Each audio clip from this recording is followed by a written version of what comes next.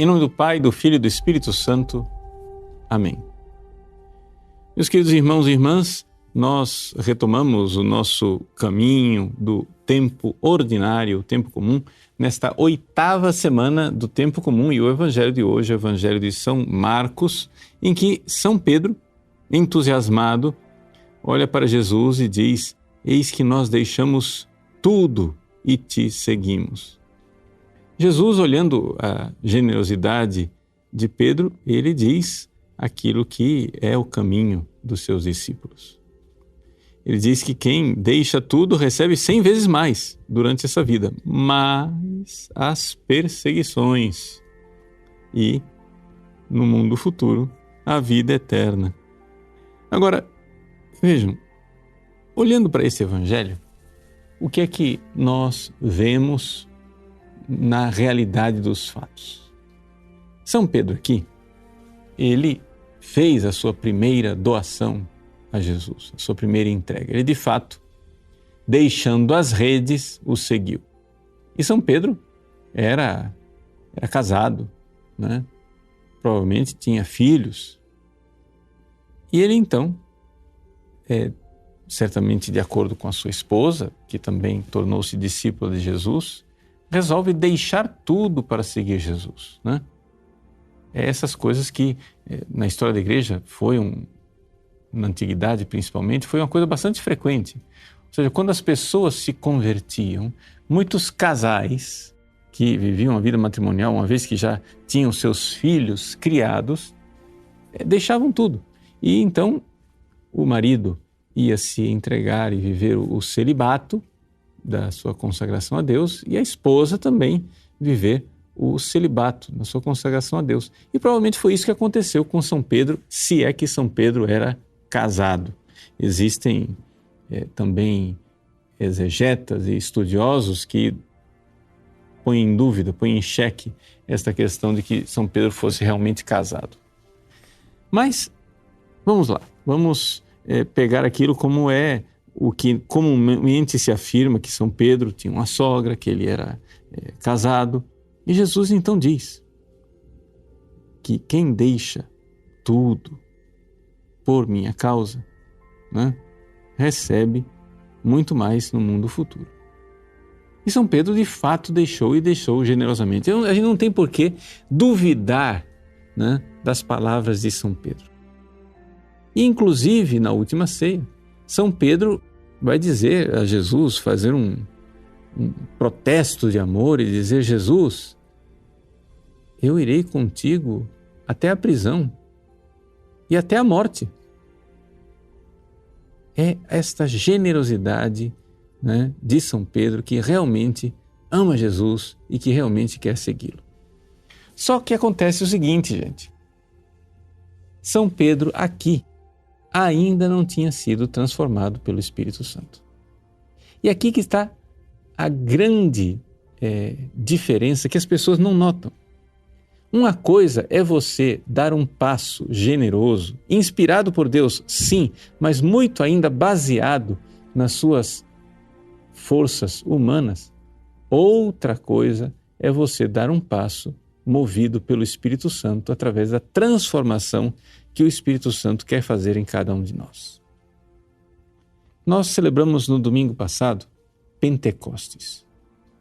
E São Pedro, antes de Pentecostes, tinha deixado tudo generosamente por amor a Jesus, mas ainda não era capaz de viver esse amor até o martírio. Ele, quando faz juras de amor por Jesus, ele está sendo sincero.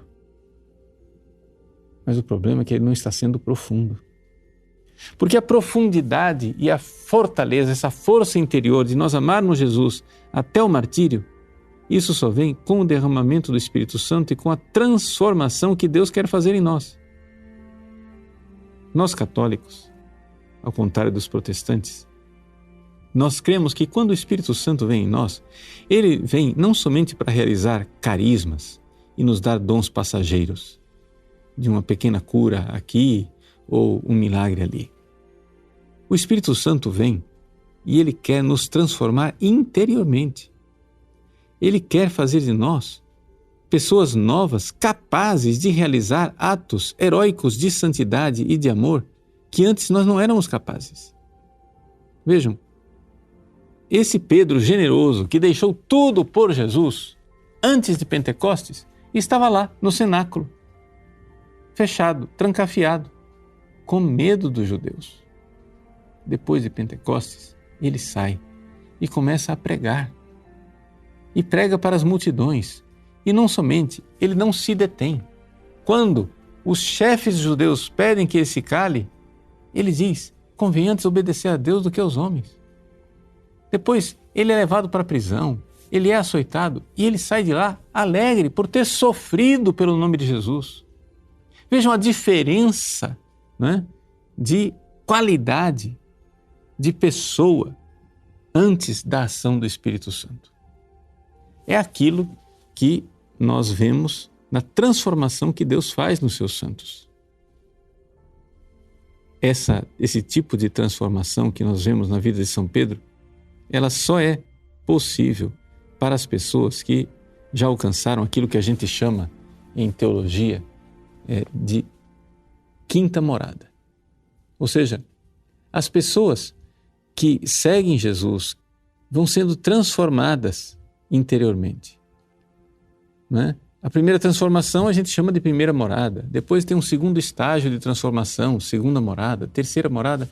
Na quinta morada, a pessoa recebe o Espírito Santo de uma tal maneira que ela tem força, não somente interior, ela tem até mesmo força física para suportar os tormentos do martírio. Existe ali uma transformação em que a pessoa é capaz de fazer coisas que nós não seríamos capazes de fazer. Então, o Evangelho de hoje quer nos mostrar que Jesus, de fato, aceita o dom de Pedro. Ele aceita essa generosidade de São Pedro que diz: nós deixamos tudo e te seguimos. Mas Jesus prevê que será necessário não somente esta entrega, esta generosidade humana, mas será necessário que nesse mundo vá acontecendo transformações interiores a tal ponto que a pessoa seja capaz também de viver as perseguições. Essa realidade das perseguições, Pedro ainda não é capaz. Diante das perseguições, Pedro irá negar Jesus 3 vezes. Ele já deixou tudo, mas ele ainda não é um santo que tem a envergadura de um mártir. Ele será no futuro, mas pela ação do Espírito Santo. Então, meus queridos, o que Jesus quer nos ensinar neste Evangelho é que nós, se estamos nos entregando generosamente a Ele, que beleza, que bom, graças a Deus. Mas saiba, isso é só o início. É só o início da aventura, porque Deus quer a nossa entrega, mas quer também nos transformar. E nos transformar em pessoas diferentes, a tal ponto que o Espírito Santo haja em nós e nós sejamos capazes de realizar atos semelhantes ao de Cristo e ao dos grandes santos.